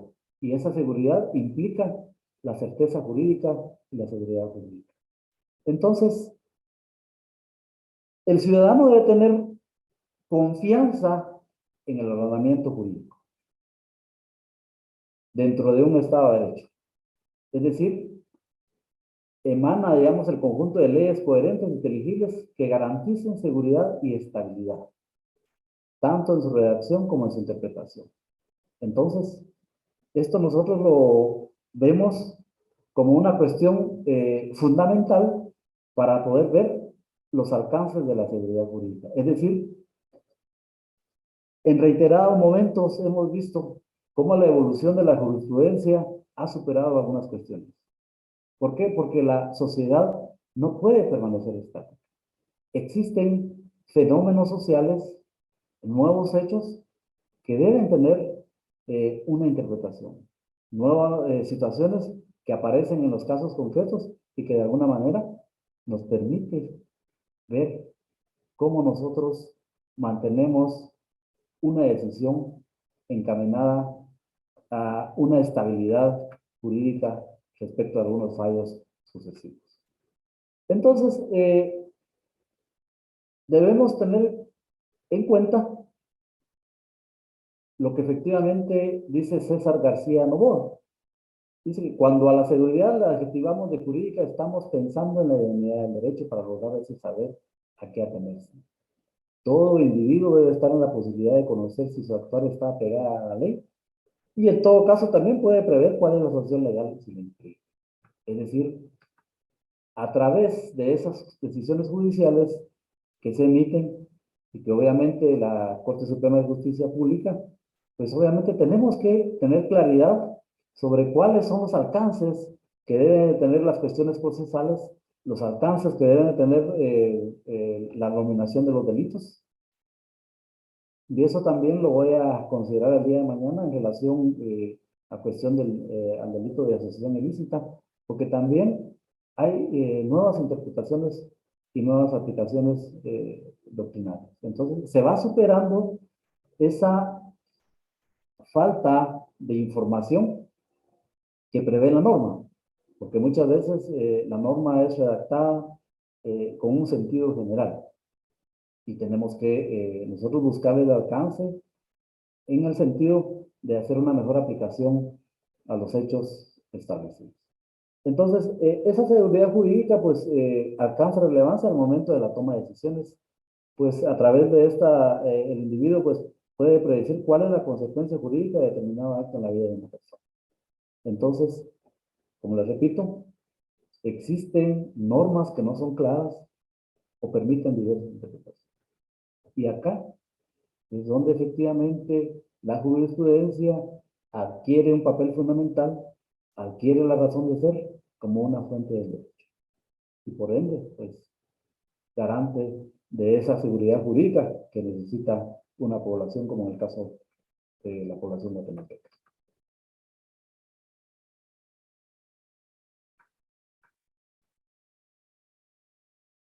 Veamos acá cuando la jurisprudencia opera, pues obviamente tenemos que nos ayuda a verificar cuál es el sentido correcto de la norma, la previsibilidad que va a tener y obviamente la jurisprudencia tiene esa función de indicar en qué sentido se debe entender. Entonces es una serie de cuestiones, como les repetía, que en la toma de decisiones judiciales no solo se deben interpretar los hechos, se debe interpretar la norma, se debe de utilizar un método apropiado para poder entender esos hechos y obviamente la aplicación de la jurisprudencia y la doctrina. Entonces, la jurisprudencia, de acuerdo a las cuestiones prácticas que tenemos, pues lo que busca es unificar criterios para una correcta aplicación del derecho por parte de los tribunales de justicia. Y eso también nos va a permitir que los habitantes puedan prever de alguna manera cómo se va a resolver determinada situación. Sabemos muchas veces que cuando estamos ante un delito de violencia contra la mujer en su manifestación psicológica, muchas veces se cuestiona de que efectivamente los peritajes psicológicos no precisan muchas veces de una información que nos permita entender cuáles son los alcances que tiene la violencia contra la mujer en su manifestación psicológica. Y la Corte de Constitucionalidad pues también ha emitido algunos criterios en el sentido de que obviamente debe haber una afectación psicológica permanente, lo cual los peritajes no incluyen. Entonces también nos permite de alguna manera pues decidir pues al momento de tomar la decisión de confirmar un fallo por violencia contra la mujer en la situación psicológica, si no tenemos realmente ese aporte científico, pues obviamente también generaría que ese caso pues pudiera mantenerse en una sentencia absolutoria. Sin embargo, pues también muchas veces como jueces tenemos obviamente la obligación de interpretar pues, esa norma y buscarle el mejor sentido en la medida que pues este caso también no quede en impunidad. Entonces, la jurisprudencia también busca unificar el sistema jurídico. Y obviamente, pues, nosotros no podemos escapar de esa realidad que tenemos como fuente el derecho positivo. Es la fuente principal que señala la ley orden judicial y sobre esa base es que nosotros tenemos que aplicar la jurisprudencia como una cuestión colateral. Entonces, quiero verificar dos ocasiones puntuales, porque por razones de tiempo me voy a ubicar en los tiempos. Esta finalidad de la jurisprudencia tiene dos aspectos relevantes. En primer lugar, la importancia y su fin radica en hacer valer el Estado de Derecho, pero ese Estado de Derecho debe ser también el Estado de Derecho constitucional. Y cuando nosotros emitimos un fallo y vemos los fallos también que emite Cámara Penal, cuando ubicamos concretamente en el tema, pues tienen una fuerza persuasiva. Aun cuando exista un solo fallo, en el sentido de pues, tomar una decisión que afecte a una de las personas, pues también la utilizamos en muchas veces. En muchos casos la utilizamos para poder interpretar cierta institución. Como les repetía, en el caso de la injusticia notoria, pues no hay textos legales acá en Guatemala que desarrollen con claridad de qué se trata esa injusticia notoria. Otro de los puntos importantes es que esa finalidad de la jurisprudencia, pues en el caso nuestro, pues va a representar un precedente para casos nuevos a través de dos roles importantes. De alguna manera puede solventar conflictos con efectos de cosa juzgada para los litigantes, porque pueden de alguna manera invocar, aun cuando no sea obligatoria, pero si vemos nosotros los recursos de apelación, constantemente utilizan algunos fallos de la Corte Suprema de Justicia en el sentido de que sobre esta institución se pronunció pero eso tampoco nos obliga a tomarla en consideración, pero sí examinar sus alcances porque efectivamente dependerá mucho del caso concreto en que nosotros podamos aplicar, porque sencillamente tenemos criterios jurisprudenciales que no tienen esa fuerza obligatoria. Pero por otro lado, pues una de las finalidades o uno de los fines principales es que también nos puede constituir como modelo referente para resolver otros casos con características similares. En el caso, pues, como les repetía, cuando tomamos algunas cuestiones de los delitos de robo y el delito ese de también que tiene relación en cuanto a la extracción de un celular en forma violenta, pues obviamente tienen parámetros distintivos, porque puede ser que el ataque haya sido dirigido a tomarle con violencia ese aparato móvil, pero también puede ser que en una acción delictiva, pues el sujeto activo indique una acción general, es decir, tome con violencia sus pertenencias y no vaya directamente a tomar con violencia su aparato móvil. Entonces, son situaciones que de alguna manera nos van permitiendo a dónde dirigir el móvil del delito, es decir, ese dolo específico que muchas veces necesitamos deducir de los hechos acreditados. Por otro lado, creo que el juez, y sin duda alguna, todos los jueces de paz, de instancia, magistrados de sala, los mismos magistrados de Corte Suprema, pues tienen una fuerza creadora. Pues obviamente, al motivar una resolución judicial, pues al dar la ratio decidendi, como decimos, la razón de la decisión, pues obviamente se nutre de muchas cuestiones, de principios del derecho, de aforismos jurídicos, de doctrina legal, de evidencias, de experiencias normativas y una serie de aspectos que van nutriendo una decisión.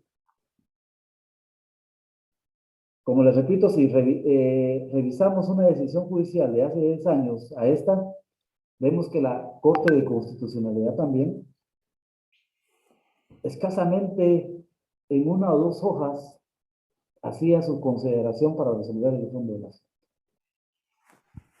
Ahora, si revisamos una sentencia de la Corte de Constitucionalidad, vemos cómo todo un embalaje de nutrientes que podríamos decir que permiten entender de mejor manera esa decisión que toma la Corte de Constitucionalidad.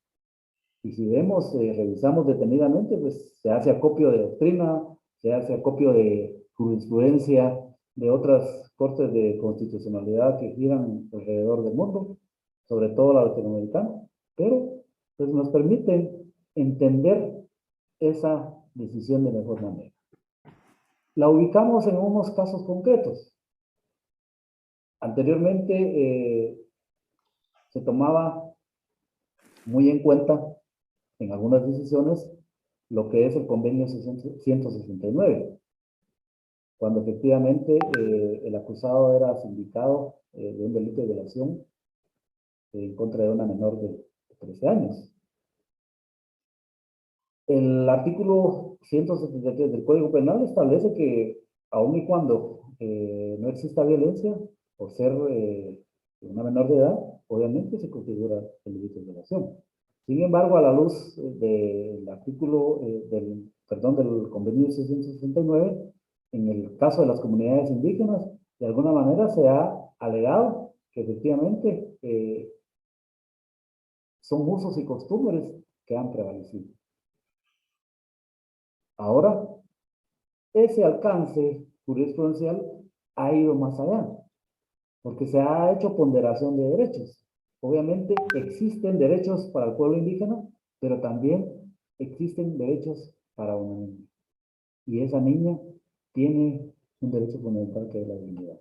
Entonces, cuando vemos eso, pues obviamente la dignidad de la niña supera el convenio 169 en cuanto a los usos y costumbres. Y ambos tienen rango constitucional. Sin embargo, aquí prevalecería la protección preferencial de la niña a través del interés superior.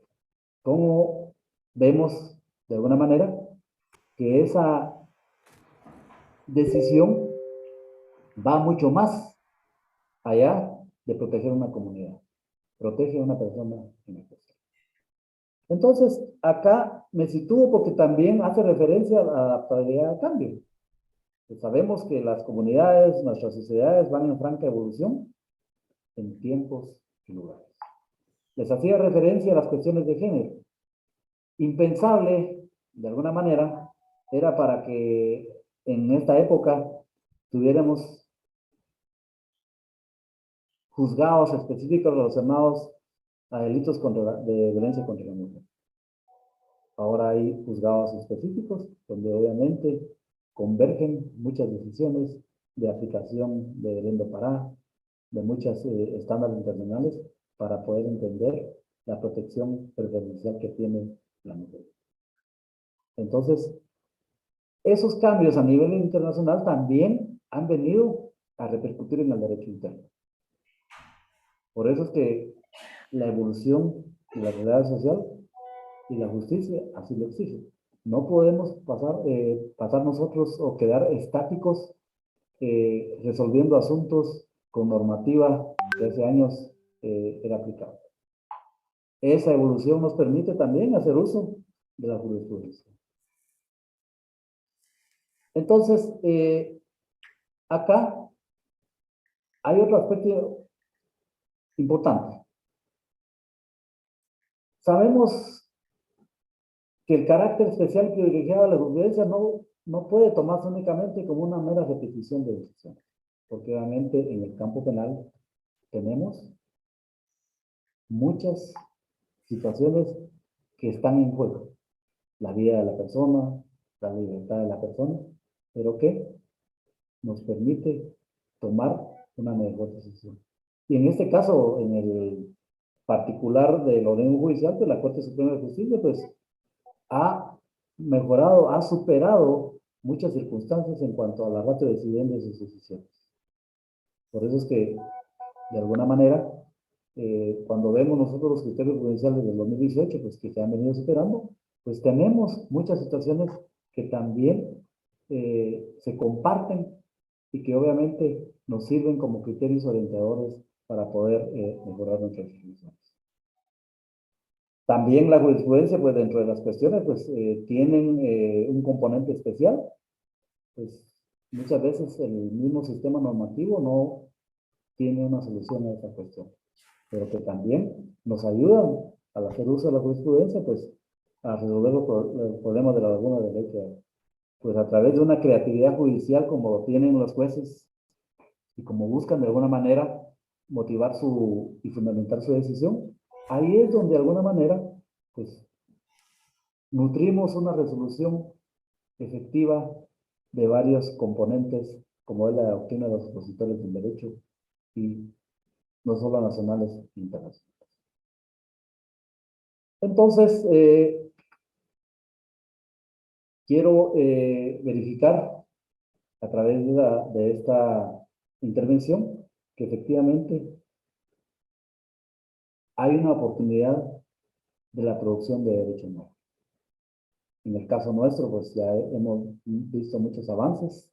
Corte de Constitucionalidad, también la Cámara Penal, pues también nos permite ver que esa producción judicial nos permite partir y proyectarlo a otros casos similares, que es lo que buscamos de alguna manera para poder superar estas definiciones.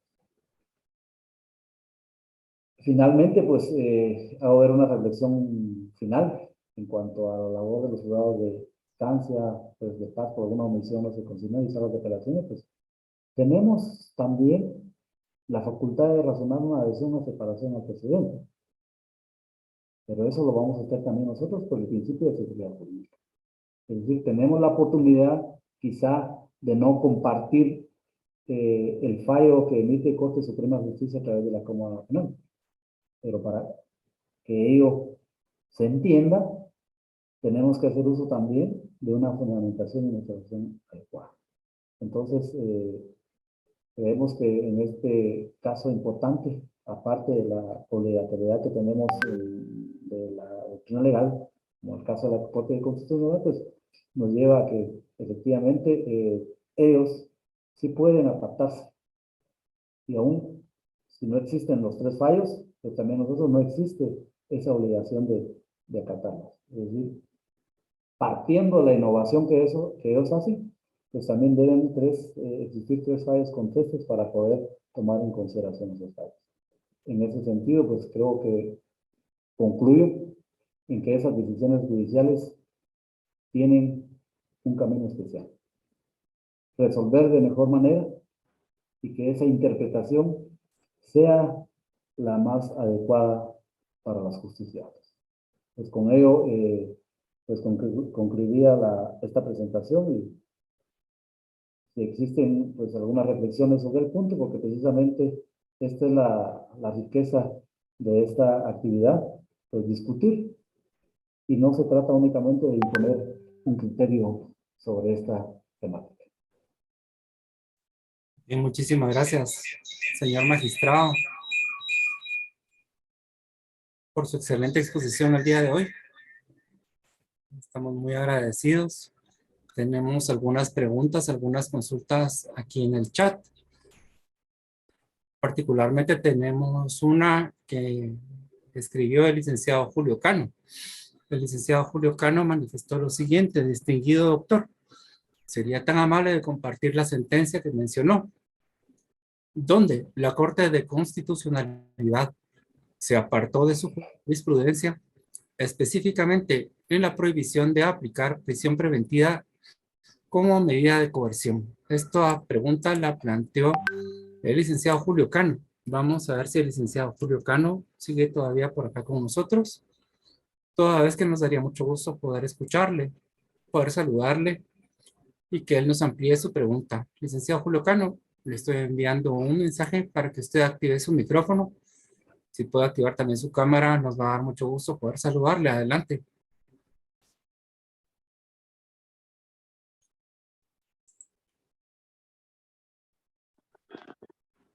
Julio Cano, adelante. Sí, muy buenas noches, distinguido doctor, y en primer lugar felicitarlo por tan excelente ponencia. Pues mi pregunta, como hizo mención el distinguido licenciado que me antecedió, consiste en saber cuál es esta sentencia a la que usted hizo referencia en donde la Corte de Constitucionalidad se aparta de su jurisprudencia. Es decir, respecto a la prohibición de aplicar prisión preventiva como medida de coerción. No sé si me podría compartir la misma.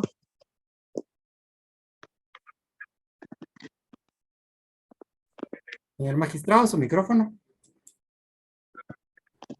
Su micrófono, magistrado.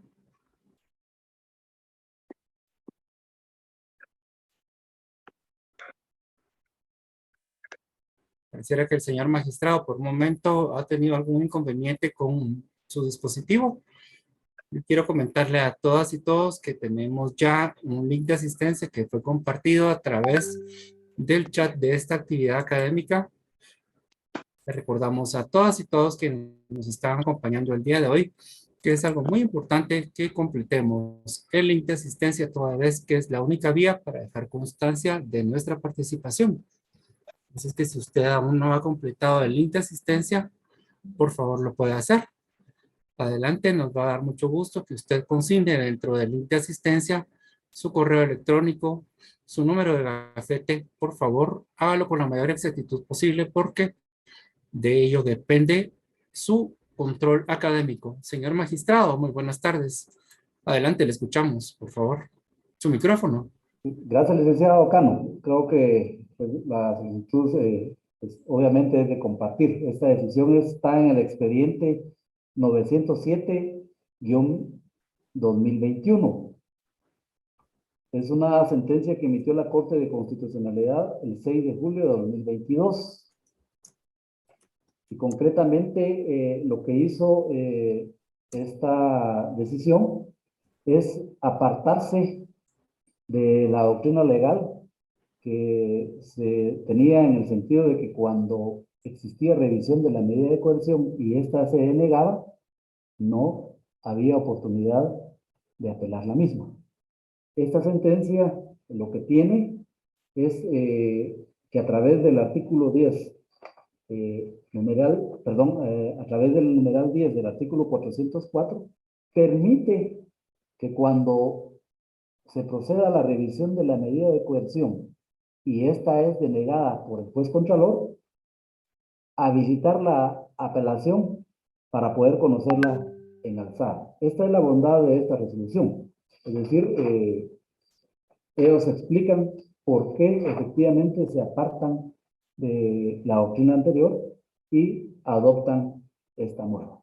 Entonces, en este caso, pues la vamos a tratar de discutir el día de mañana porque también son cuestiones bastante importantes, pero que también necesitan discusión para poder establecer si ante una norma que es muy cerrada, pues a través de una decisión judicial de carácter constitucional, pues obviamente se puede habilitar el conocer una materia que no tenía un caso de procedencia. Muchas gracias, distinguido magistrado, y una feliz noche para todos. Igualmente, muy buenas noches. Muchísimas gracias por participar, licenciado Cano. Estamos muy agradecidos por el interés que usted manifiesta por las actividades académicas que organiza la Escuela de Estudios Judiciales. Señor magistrado, por favor, su micrófono.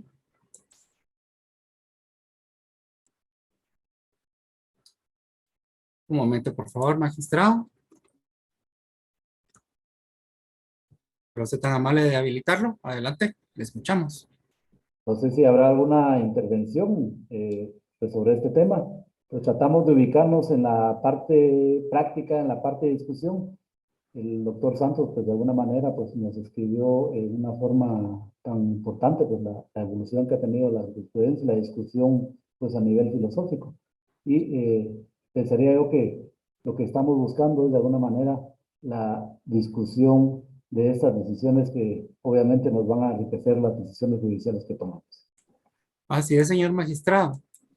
Tiene usted toda la razón. Quisiéramos también darle el uso de la palabra a mi querido amigo, mi compañero de trabajo, el licenciado Leopoldo Lío González, asesor jurídico de la Escuela de Estudios Judiciales. Adelante, licenciado Leopoldo, le escuchamos. Muchas gracias, licenciado Marcos. Bueno, en primer lugar, el agradecimiento a ambos magistrados por la disposición para contribuir en estas actividades de la Escuela de Estudios Judiciales. También un gusto haber visto y saludado a algunos de los amigos que creo que por esta vía es una gran oportunidad para estarnos conectando. 400 personas conectadas en estas actividades, pues es satisfacción tanto para la escuela como para los mismos disertantes, ¿verdad? Que esta es la satisfacción de exponer sus criterios. Así que muy agradecidos con ambos disertantes por esta tarde-noche y para todos cordialmente invitados para la tarde de mañana, siempre a las 5 de la tarde. Esperamos arrancar puntualmente. Hoy nos retrasamos unos 10 minutos, pero por cuestiones de la tecnología, pues cuesta a veces un poquito, pero estamos para mañana entonces siempre a las 5 de la tarde. Un gusto saludarlos, una cordial despedida para todos y que pasen una feliz noche, un buen retorno a sus hogares, algunos al doctor Santos, que vi que todavía estaba por ahí en la sala exponiendo la actividad de la tarde de hoy. Así que mucho gusto, feliz noche y tiene la palabra el licenciado Marcos. Muchísimas gracias, licenciado Leopoldo. Estamos muy agradecidos, tal como usted lo ha indicado, por la participación de todas y todos. Un cordial agradecimiento de parte de la señora directora de la Escuela de Estudios Judiciales para los distinguidos docentes del día de hoy, el doctor Santos Apochol, el magistrado Rogelio Cancí, y sobre todo para cada una de las personas que nos acompañó el día de hoy, ya que de no ser por ustedes no hubiéramos podido llevar a cabo esta actividad académica. Así es que muchísimas gracias. Que estén bien y hasta pronto. Muy buenas noches para todas y todos. Buenas noches. Buenas noches. Buenas noches. Feliz noche. Buenas noches. Buenas noches. Recording stopped. Buenas noches, gracias. Buenas noches. Feliz noche, bendiciones. Buenas noches a todos. Buenas noches.